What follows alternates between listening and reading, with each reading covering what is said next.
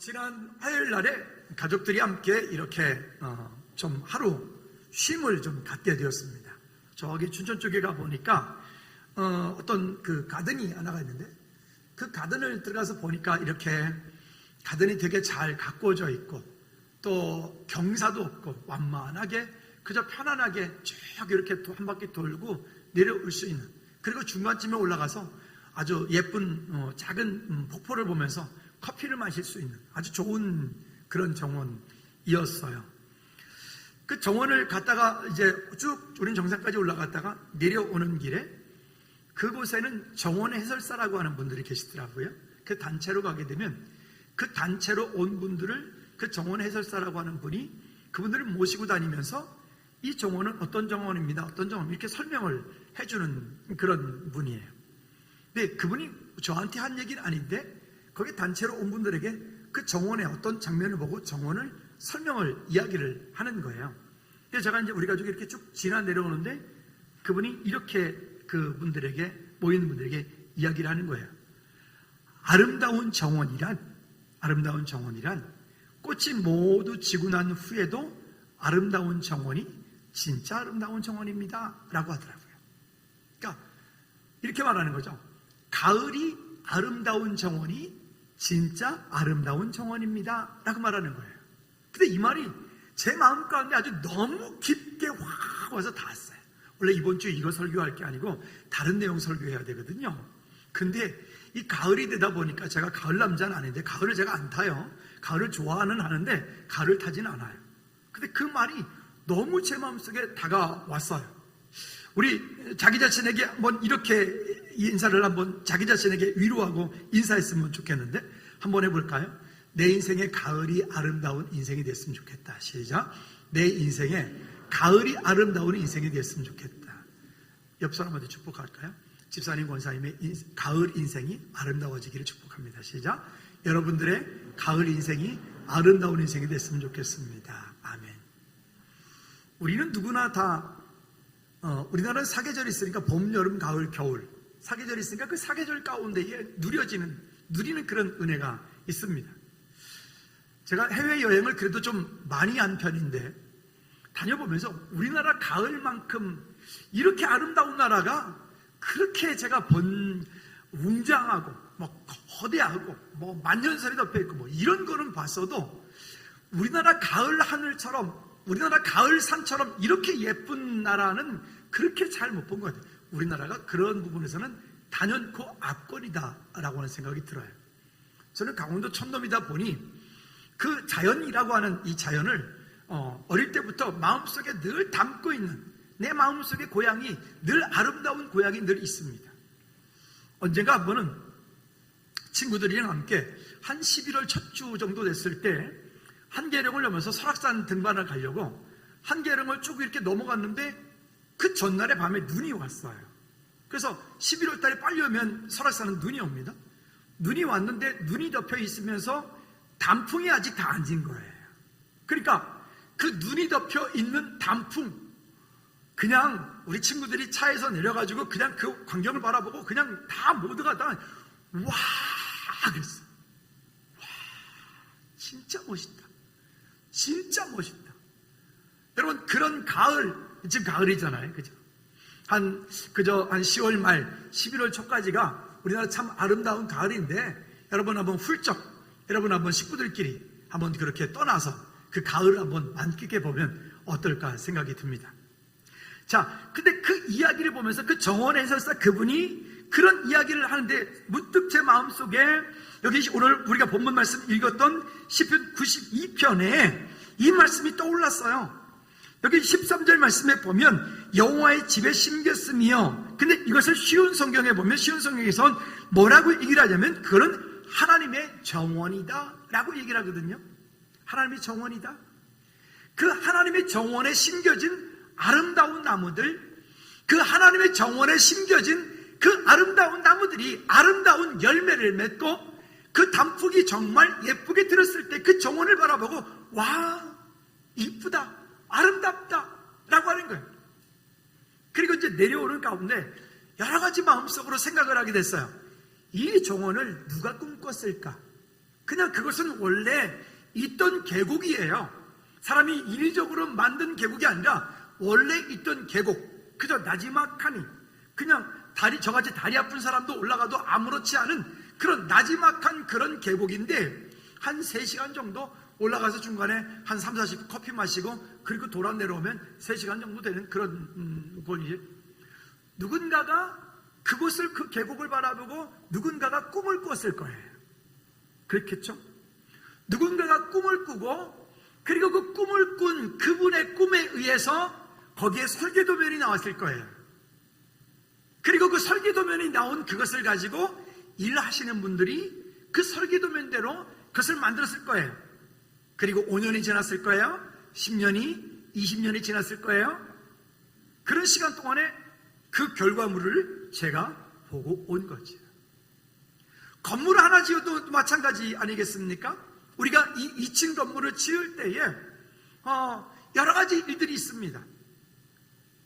이 2층의 구조를 어떻게 할까? 어떻게 만들어갈까? 저는 여러분들의 생각들을, 이런저런 생각들을 많이 들어보고 우리 환경들도 바라보고 원래 이 모습이 있기 그 이전에 원래 예전에 있었던 그 2층 모습, 준2층 모습 그런 모습으로 있을 때 이렇게 얘기를 했어요. 제가 회장님한테 장로님 여기서 이렇게 해가지고 이걸 툭 잘라내고 이렇게 해가지고 이렇게 해서 이렇게 해가지고 쭉 이렇게 하면 그러면 좋겠어요. 생각을 했어요. 마음을 계속 품어줬어요. 그랬더니 이렇게 장로님 말씀하셨어요. 목사님 가슴이 뜁니다. 그때 너무 뛰었어요. 그래서 그 뛴 가슴이 지금 여자리에 있게 하셨어요. 할렐루야. 자, 무슨 얘기를 제가 드리고 싶은가 하면 누군가의 생각이라고 하는 거예요. 누군가의 꿈이라고 하는 거예요. 그 꿈과 생각이 현실을 만들어지게 만들어요. 여러분 어떤 건축물을 하나 놓고 볼 때도 여러분 건축물이 그냥 만들어질까요? 제일 처음 어떤 일이 있을까요? 그 건축물이 만들어지기 전에 제일 처음 어떤 일이 있을까요? 누군가가 그곳에 땅을 준비하고 누군가가 그곳에다가 꿈을 꿀 거예요. 누군가가 그곳을 향해서 생각할 거예요. 아, 이곳에는 이렇게 했으면 좋겠다. 이곳에는 이런 건물을 지었으면 좋겠다. 이곳에는 이런 방을 만들었으면 좋겠고 여기는 이런 나무를 심었으면 좋겠고 이 창은 이런 색깔을 만들었으면 좋겠고 이 창은 이렇게 했으면 좋겠다라고 이야기를 그 사람이 누군가가 꿈을 꾸고 생각을 많이 할 겁니다. 그러면 그 생각한 사람이 설계도면을 그릴까요? 아니에요. 저는 설계도면을 그릴 줄 몰라요. 그럼 어떻게 할까요? 그 생각한 것을 설계사 내지는 건축을 디자인하는 사람에게 이야기를 하면 그러면 용섭이 형제가 이제 막 꿈을 꾼 대로 내가 얘기한 대로 이제 막 디자인할 거예요. 그죠? 그죠? 어디 갔어요? 또 한 친구 있나? 저기 있네. 그러면 누군가가 그 디자인하는 분은 그 사람의 생각을 가지고 그 생각을 도면에다 옮기겠죠? 그리고 생각한 것을 그렇게 도면을 만들고 설계를 만들어서 예쁘게 꿈을 꾸겠죠? 그리고 그려내겠죠? 그려진 그곳 가운데는 보면 세미하게 여러 부분이 있을 거예요.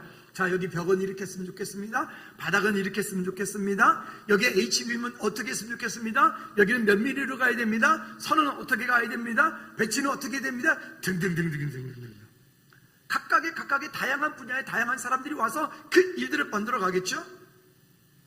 그리고 이제 그 일을 현장에서 전체 주의하는 분이 있어요. 현장 소장님이 그 설계도면을 보고 설계도면대로 거기에 필요한 전문가들을 불러다가 당신은 와서 이 일을 여기서 이렇게 할 건데 견적 내시오. 견적을 받을 거예요. 어떤 사람은 제가 지난번에 공사할 때 저는 처음에 잘 몰랐어요. 근데 목수 오신 분들이 되게 친절하게 일들을 열심히 하시더라고요. 그리고는 특별히 그 반장님 여기에 이렇게 해가지고 이렇게 했으면 좋겠어요. 그러면 반장님이 너무 흔쾌히 예 목사님 그렇게 하겠습니다. 너무 좋아하더라고요. 그래서 제가 마음속으로 뭐라 하냐면 이분 참 성격 좋구나. 좋은 분 맞는데 성격 좋구나.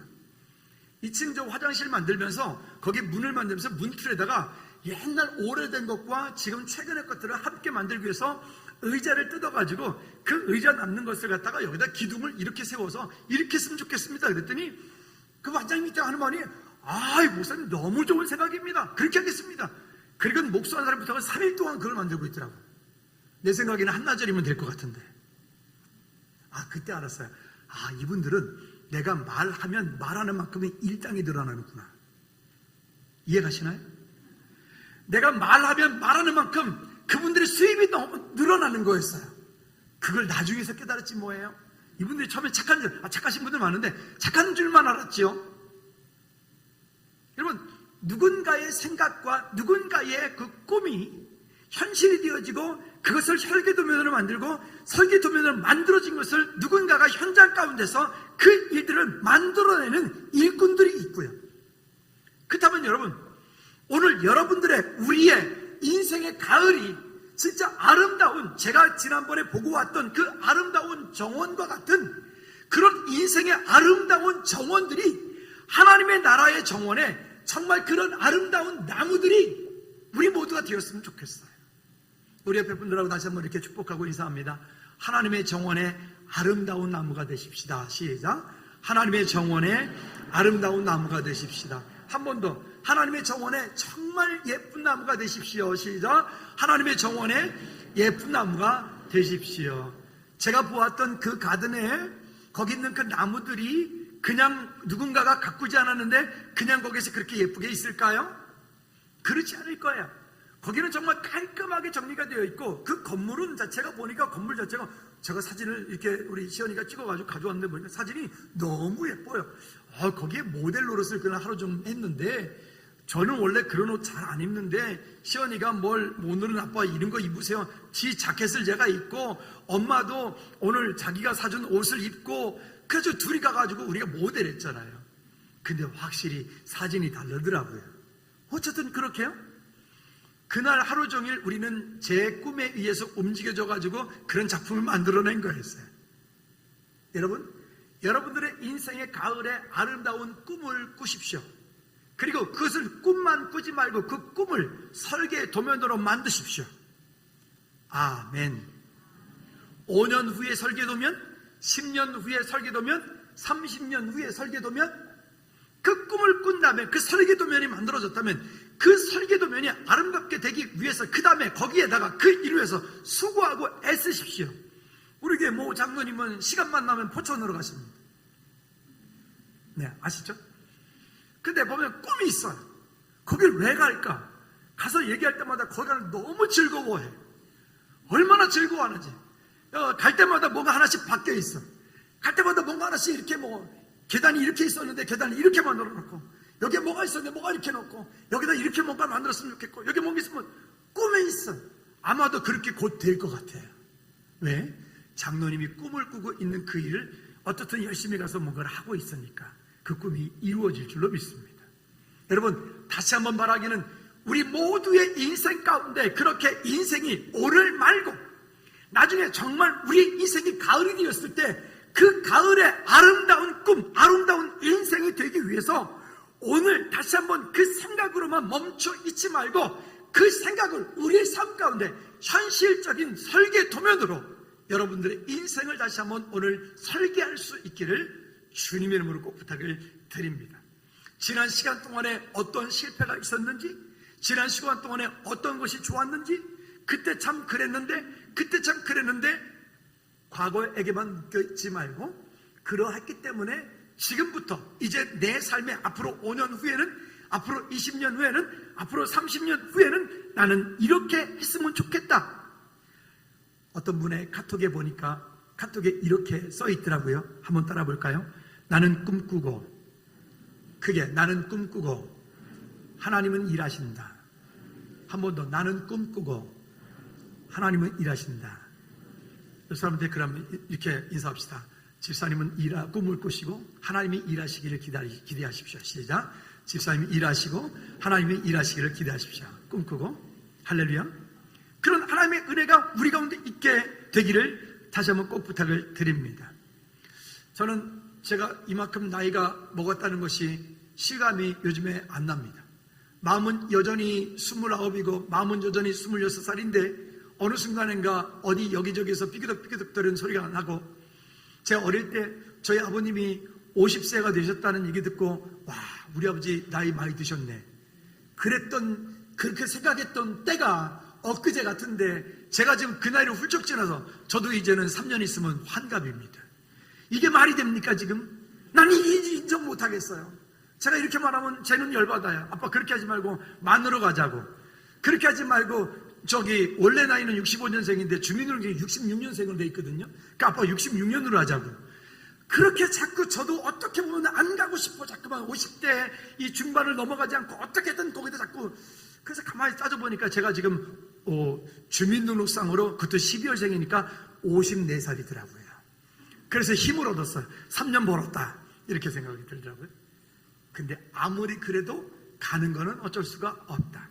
그렇다면 지금부터의 시간을 아까 제가 말씀드렸던 것처럼 나는 꿈꾸고 하나님께서 일하시는데 내가 어떤 꿈을 꿀 거냐. 거기에 그 나무가 그냥 만들어져 있는 것이 아니고 거기에 그 예쁜 나무들이 집들이 그냥 만들어져 있는 것이 아니라 오늘 여기 본문 말씀에 보니까 이야기했던 것처럼 그 여호와의 정원에 하나님의 정원에 하나님의 뜰에 아름답게 번성하여 있는 이 정원과 같은 아름다운 정원이 우리 모두에게 있기를 다시 한번 주님의 이름으로 꼭 부탁을 드립니다.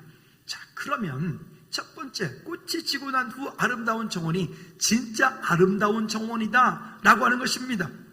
나의 삶에 하나님을 예배하는 그런 자녀를 통해서 아니면 내 삶 가운데 하나님께서 주시는 은혜를 통해서 내 삶 가운데 날마다 천국을 소망하는 믿음의 삶을 통해서 또 내 삶 가운데 날마다 자족할 줄 아는 그런 믿음을 통해서 하나님께서 오늘 우리 삶 가운데 주신 은혜들을 믿음으로 다시 한번 되새겨 보고 또 믿음으로 다음을 미래를 아름다운 가을을 꿈꾸는 우리 모두가 되어지기를 꼭 부탁을 드립니다.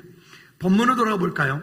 12절 말씀에 보면 이렇게 말씀을 하고 있습니다. 의인은 종려나무같이 번성하며 레바논의 백향목같이 성장하리로다.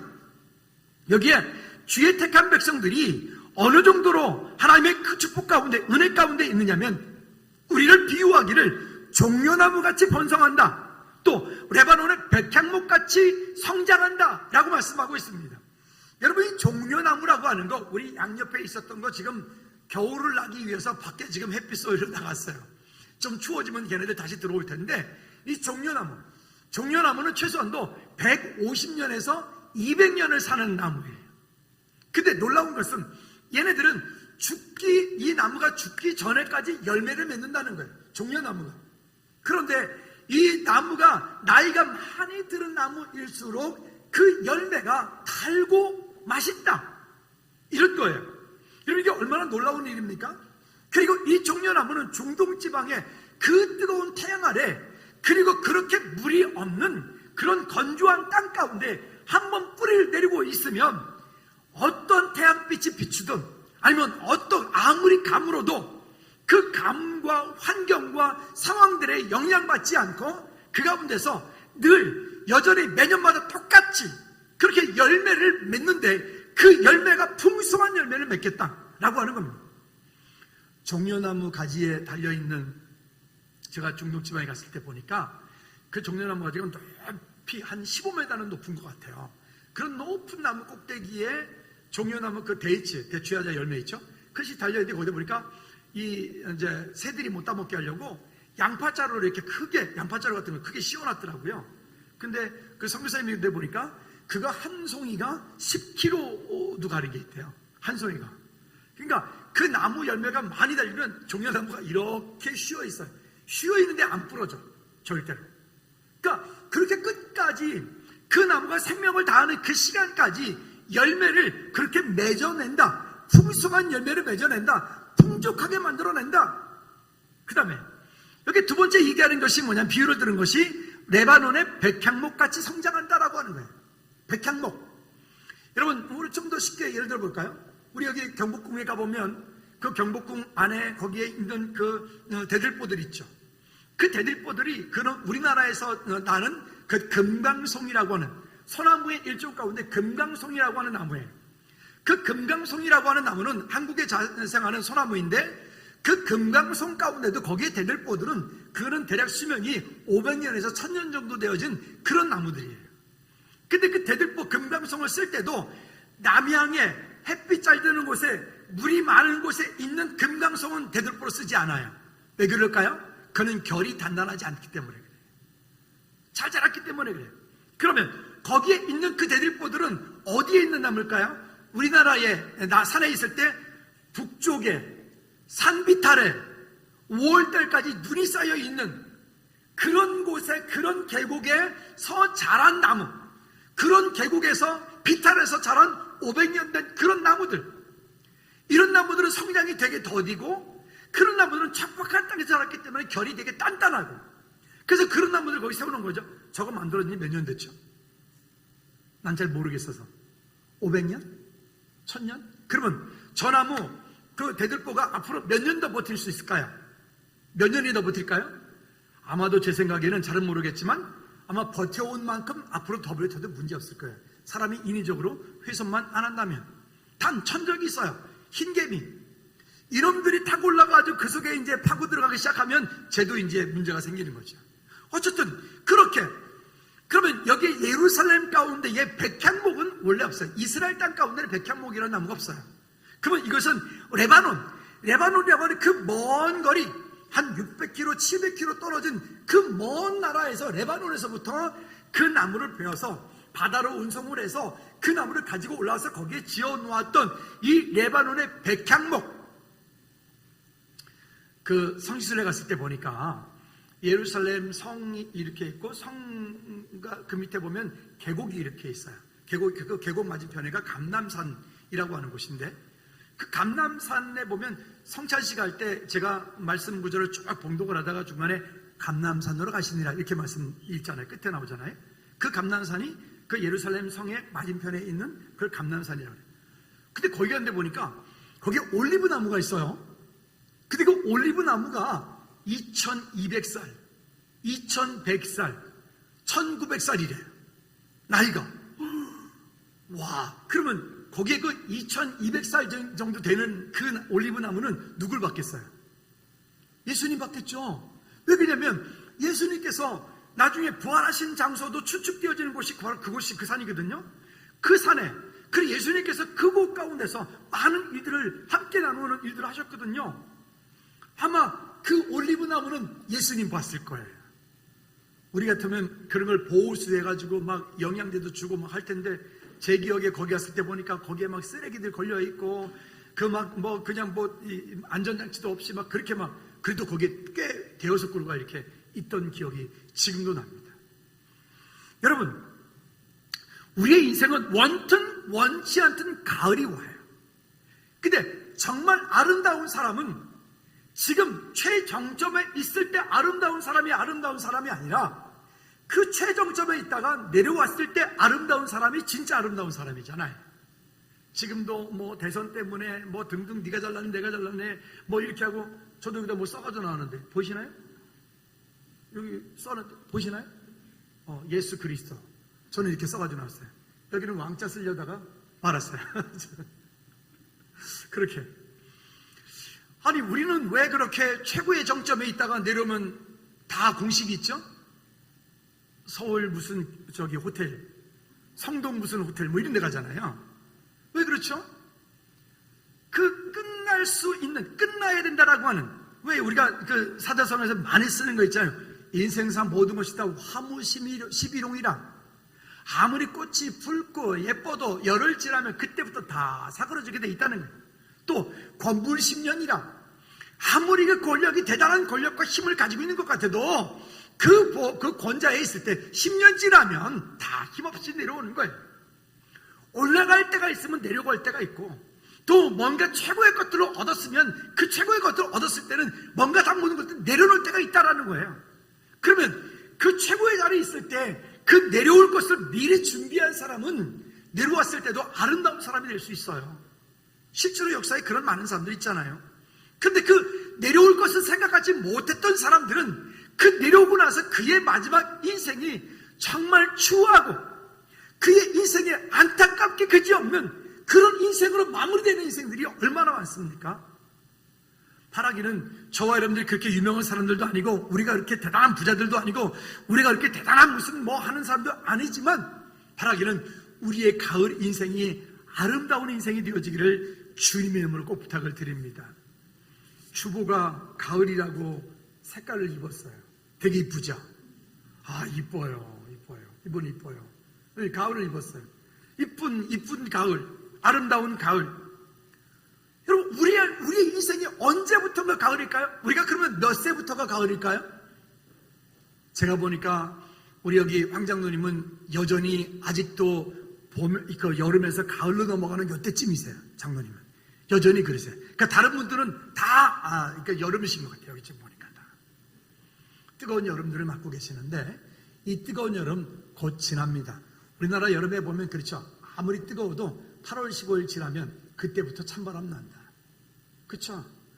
인생이 영원할 것 같은데 영원할 것은 아무것도 없어요. 여기 젊은이들이요, 우리 젊은이들, 여러분들이 젊음이 영원할 것 같죠? 저도 그랬다니까요. 근데 지금 제가 벌써 이렇게 60을 바라보고 있다니까요. 이게 참 안타까운 현실 아닙니까? 그랬을 때 진짜 마지막이 아름다운 사람이 진짜 아름다운 사람이니까, 여러분들의 마지막이 아름다워질 수 있도록 오늘부터 새로운 미래에 대한 가을을 멋지게 설계하고 꿈꾸는 우리 모두가 되기를 다시 한번 주님의 놓고 부탁을 드립니다. 자, 그렇게 되어지니까 14절 말씀에 보면 이렇게 말합니다. 그는 늙어도 여전히 결실하며 진액이 풍족하고 빛이 청청하니. 우리 시골 동네에도 아주 오래된 밤나무가 있었는데 얼마 전에 갔을 때 보니까 그 밤나무가 지금은 없더라고요. 근데 그 밤이 이제는 나이가 너무 들어가지고 그때도 밤이 열려요. 근데 밤이 쥐밤이야 이렇게. 옛날에 그러지 않았는데. 근데 그 쥐밤인데 이 쥐밤이요 얼마나 고소하고 다 거의 무슨 하여튼 정말 고소하고 맛있어요. 그렇게. 여러분, 우리의 인생 가운데 나이가 든다는 것은 그렇게 썩 좋은 이런 기쁜 일은 아니지만, 그러나 나이가 자꾸 든다는 것은 정말 이 땅 가운데 그 어떤 것으로도 비교할 수 없는 영원한 하나님 나라, 천국이 점점 내게 가까운다는 이야기니까, 천국에 대한 소망을 가지고 오늘을 더 기쁘게 살 수 있는, 가끔 보면 우리 그리스도인들조차도 나이가 드는 것이 싫어요, 뭐 하는 것이 싫어요, 뭐 하는 것이 안타까워요, 뭐 하는 것이 슬퍼요, 그러시는데, 여러분 그러지 마세요. 그러지 말고, 여러분 그런다는 얘기는 이 땅에 비교할 수 없는 그 아름다운 하나님의 나라를, 그 하나님의 나라가 점점 내게 가까우는 거니까, 그 가까운 하나님의 나라를 여러분 기뻐하고 즐거워하고 준비할 수 있기를 주님의 이름으로 꼭 부탁을 드립니다.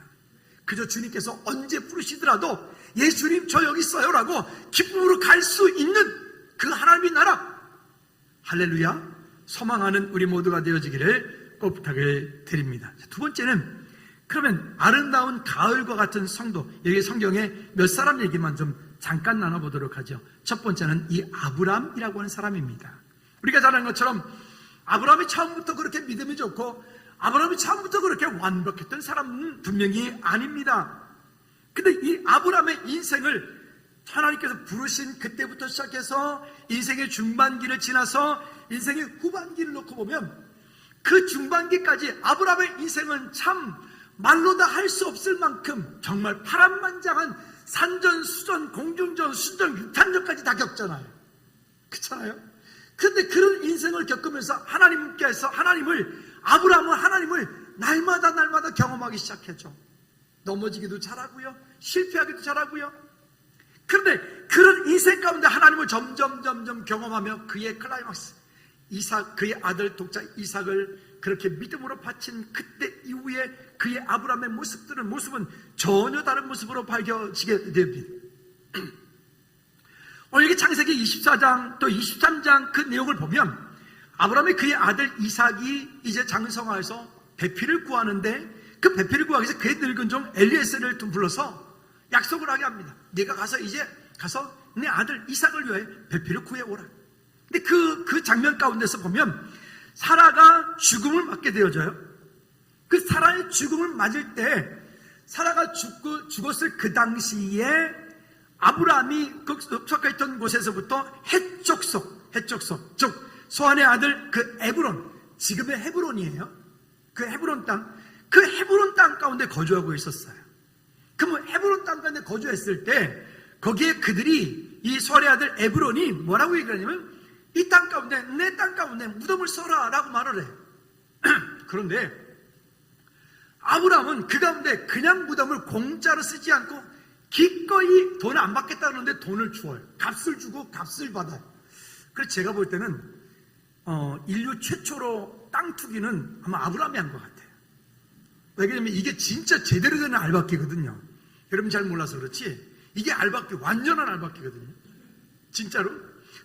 나중에 보면 하나님께서 그의 백성들이 실제로 430년의 긴 시간이 지난 후에 그의 백성들이 그곳 가운데 들어갈 때까지 계속해서 심심하면 거기에 아브라함 그 자기 사라와 더불어서 그의 우리의 조상의 무덤이 거기 있다.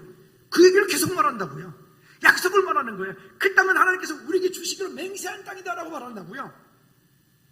여러분 이것이 얼마나 그 중요한 약속을 이야기하려고 하는지를 이야기하고 있는 장면이기도 합니다. 자, 어쨌든 그런 과정들을 통하여 여기에 24장 1절 말씀에 보면 이렇게 말합니다. 아브라함이 나이가 많이 늙었고 여호와께서 그에게 범사에 복을 주셨더라. 아브라함이 나이가 많이 늙었고 이제 하나님께 부름받아서 갈 때가 됐어요. 사라가 죽은 이후에 그는 한 35년 정도 인생을 더 살아요. 이삭을 결혼하고요. 그런 시간이 지나면서 그는 더 성숙되어진 그의 인생의 아름다움을 그가 노래하고 그가 준비하는 것 같아요. 그리고 하나님께 부름받은 그때 그 이후에 그의 자손들에게 자손손손에게 축복하는 얘기들, 그리고 그 일들은 결국 나중에 여호수아의 여분나의 아들 갈렙이 그 땅의 주인이 되어서 그 땅을 소유하고 그 땅에서 그 약속이 성취되어지는 그 장면들을 보게 됩니다. 여러분 지금이 아름다운 것도 중요한데요, 진짜 중요한 것은 우리의 인생의 가을에 우리의 노년이 아름다운 성도. 할렐루야.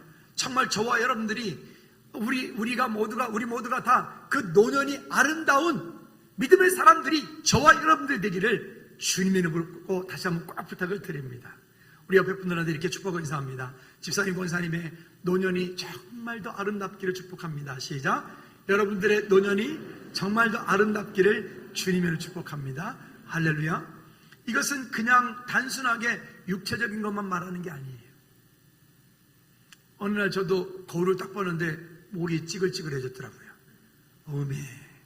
이게 어느 날 보니까 자꾸만 M자가, 그래서 제가 아침에 습관이 있어요. 머리를 쭉 하고 나서 이거를 머리로 이렇게 빼는 거예요. 웃는 사람은 동진 것 같아요. 어느 날 나도 모르게 흑채를 샀어요. 오늘은 안 뿌렸어요. 쳐다보지 마세요. 흑채를 뿌리고.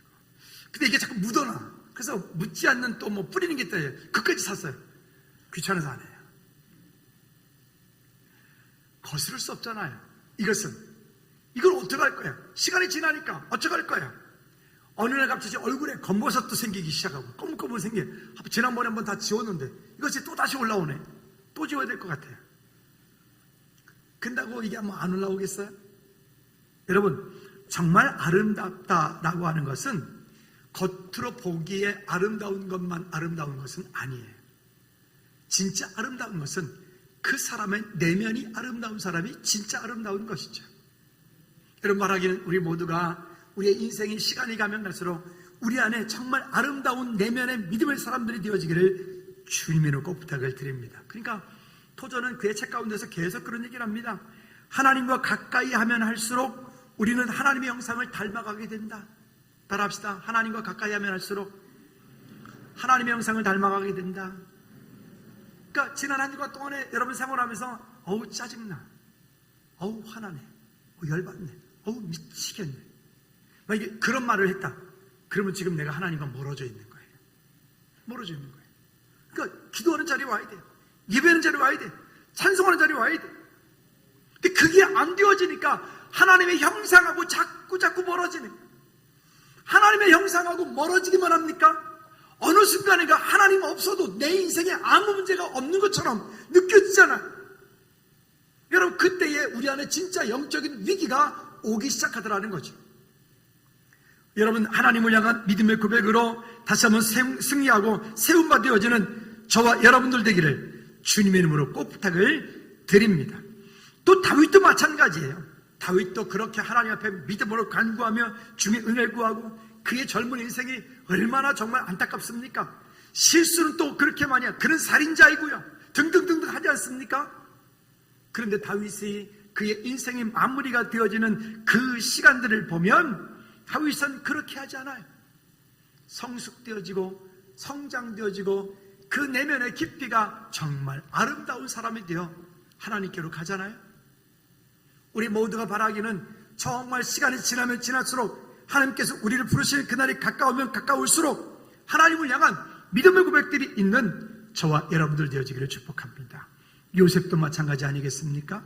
그러면 세 번째는 노후가 아름다운 사람이 되려면 어떻게 해야 될까요? 몇 가지를 이야기하고 싶습니다. 첫째는 한번 따라합시다. 자족하기를 배워라. 한 번 더 자족하기를 배워라.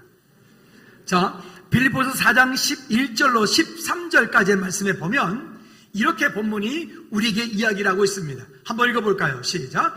내가 궁핍함으로 말하는 것이 아니라 어떠한 형편이든지 나는 자족하기를 배웠노라. 여기 보면 자족하기를 배웠노라. 자족하기를 배웠노라. 그 이후에 비천에 처할 줄도 알고 풍부에 처할 줄도 알고 등등 이럴 수도 있고 저럴 수도 있고 이런 때도 있고 저런 때도 있고라고 말해요. 그러면 이 자족한다라고 하는 뜻이 뭐냐? 자족한다라고 하는 뜻 한번 읽어볼까요? 자, 자족한다는 뜻 시작. 자족한다는 뜻이라 하여 하나님을 의존함으로 환경에 구애받지 않는 것과 주 안에서 넘치는 기쁨으로 세상을 이기는 것이다. 이게 자족한다는 말이에요. 다시 자족한다는 것은 하나님을 의존함으로 환경에 구애받지 않고 하나님을 의지하기 때문에 환경에 구애받지 않는 거예요. 내 환경이 좋을 때도 있어요. 나의 환경이 안 좋을 때도 있어요. 내 환경이 극한 상황도 있을 수 있어요. 내 환경이 지금 기분이 좋을 때도 있어요. 내 환경이 풍부할 때도 있어요. 내 환경이 풍부하지 않을 때도 있어요. 근데 그런 모든 상황 가운데서도 환경에 구애받지 않을 것과 왜? 그 여호와 하나님이 능력이시기 때문에 그런 거죠. 그리고 주 안에서 넘치는 기쁨으로 세상을 이기는 것이다. 따라합시다. 주 안에서 넘치는 기쁨으로 세상을 이기는 것이다. 그러면 이것이 자족한다라고 하는 거예요. 바울이 말한 자족하기를 먼저 배우라. 우리가 인생의 말년이 인생의 가을이 아름다우려면 우리 스스로가 그렇게 하나님의 은혜 가운데서 자족하기를 배우라. 우리는 자꾸만 나보다 좀 나은 사람, 나보다 많이 배운 사람, 나보다 공부를 많이 한 사람, 나보다 뭔가 한 사람 거기다 자꾸 비교를 해서 나를 자꾸 비참하게 만들어. 그렇죠? 우리가 인사할 때마다 누렸던 말이 인사가 있어요. 오랜만에 한번 해볼까요? 옆 사람한테 축복합니다. 당신은 하나님의 최고의 걸작품입니다. 시작. 여러분들은 하나님의 최고의 걸작품입니다. 아멘. 아멘입니까? 그러면 자기 자신에게 이렇게 축복하면 나는 하나님의 최고의 걸작품입니다. 시작. 아니 잠깐 그냥 영혼 없는 소리 말고 정말 나는 하나님의 최고의 걸작품입니다. 시작. 나는 하나님의 믿으십니까? 여러분 우리는 누구하고도 비교의 대상이 될 수 없어요. 우리는 세상의 그 어떤 누구하고도 세상의 그 어떤 사람과도 세상의 그 어떤 대단한 사람과도 우리는 비교 대상이 될 수 없어요. 왜? 이 땅에 나는 나 하나밖에 없기 때문에 그래요. 나는 하나님의 최고의 걸작품이기 때문에 그래요. 그러니까 우리 스스로가 그렇게 자족하기를 배웠다라고 하는 것, 하나님의 은혜 가운데 있다라고 하는 것, 이것이 얼마나 중요한지 모르는 거예요. 그 다음에 두 번째는 날마다 천국을 준비하라는 거예요. 천국을 준비하라. 오늘 하나님께서 나를 부르시더라도 예 하나님 제가 여기 있습니다. 제가 여기 있습니다 주님 라고 할 수 있는 거예요. 여러분 하나님께서 오늘 부르시면 모두 천국 가시겠습니까? 여러분 하나님께서 오늘 지금 딱 부르시면 천국 가도 아무 문제 없습니까? 그게 대답지 시원치 않습니까? 희한하지. 나는 왜 이게 왜인지 모르겠는데 왜 이 동네는 이렇게 대답이 작을까? 희한하지. 다시 이 정도만 대답해. 하나님께서 오늘 부르셔도 천국 가는데 지장 없습니까? 그러니까 말이죠. 근데 이상하네. 저쪽 줄 좀 문제가 있네요. 그죠? 여러분 날마다 천국을 준비하는, 하나님께서 오늘 부르시더라도 나이와 상관없이 환경과 상관없이 하나님께서 오늘 부르시더라도 나는 하나님 나라에 당당히 들어갈 수 있는 은혜가 있다. 그런 저와 여러분들 되어지기를 꼭 주님의 이름으로 부탁을 드립니다. 자, 그렇게 하기 위해서 우리는 이 땅에 사는 동안에 우리 각 사람 가운데 맡겨진 역할들이 있잖아요. 가정에서의 역할, 교회 공동체에서의 역할, 우리 나름대로 어떤 꿈을 꾸어야 될 것들, 우리 자녀들 놓고 기도할 때, 여러분 우리 자녀들 놓고 기도할 때 어떤 꿈을 꾸시나요? 우리 자녀가 어떤 자녀가 됐으면 좋겠나요? 교회에서 있다 보면 상담을 많이 하게 되는데 지난달에 한 분이 오셔서 상담을 하는 가운데 마음 아픈 얘기를 그분이 하시더라고요. 그 어르신이 오셔서 얘기를 하시기를 참 반포지요. 반포지라는 뭐냐면 까마귀도 자기 애미가 먹을 것을 먹이 사냥을 잘 못하면 그 자식들이 그 어미를 위해서 먹을 걸 물어다 준다라고 하는 의미를 가지고 반포지라고 하는 말이에요. 까마귀도 그렇게 한다는데 정말 힘들게 어렵게 해서 아들, 딸을 공부시켜놓고 출세하게 해놨더니 이제는 그 아들, 딸 집에 함부로 가지도 못하고 아들 만나는 것도 쉽지 않고 그런 그 신세한탄하시는, 그리고 이제는 본인이 어떤 삶을 살아가야 되는, 삶을 사는 것 자체가 쉽지 않은 그런 안타까운 시대를 사는 그런 얘기를 하시더라고요. 열심히 기도하고 하나님의 은혜 가운데 살았는데 그 왜일까? 그 이후로 한 제가 2주 동안에 마음 가운데 많은 짐이 있었어요. 왜일까? 왜 그럴까? 왜 그럴까? 한 가지 발견한 게 있습니다. 우리 모두가 해당될 것 같은데요. 우리가 우리 자녀들을 양육할 때 모두가 다 공주와 왕자로 키웠어요. 그러니까 공주와 왕자로 키우는데 다 대접받기만 하고 베풀 줄을 모르는, 섬길 줄을 모르는 그런 아들, 딸로 다 만들어버렸어요.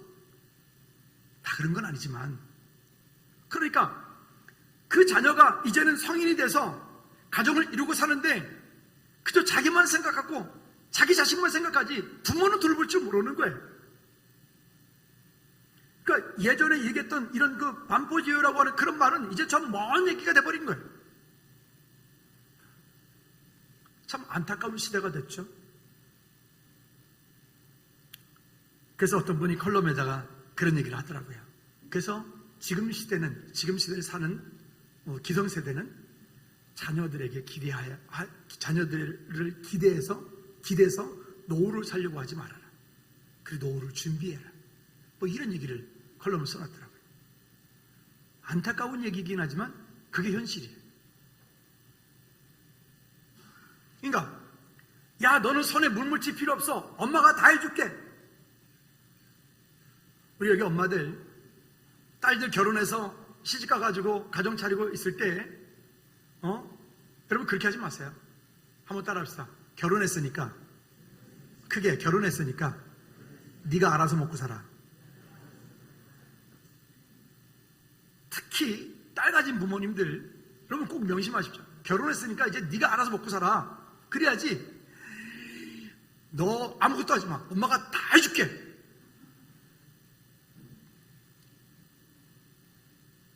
진짜로.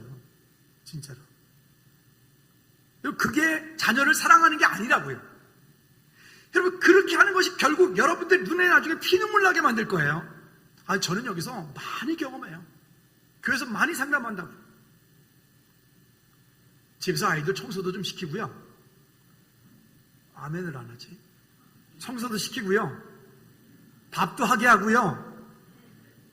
참고로 우리 집 아들들은 빨래, 밥, 청소 다 합니다.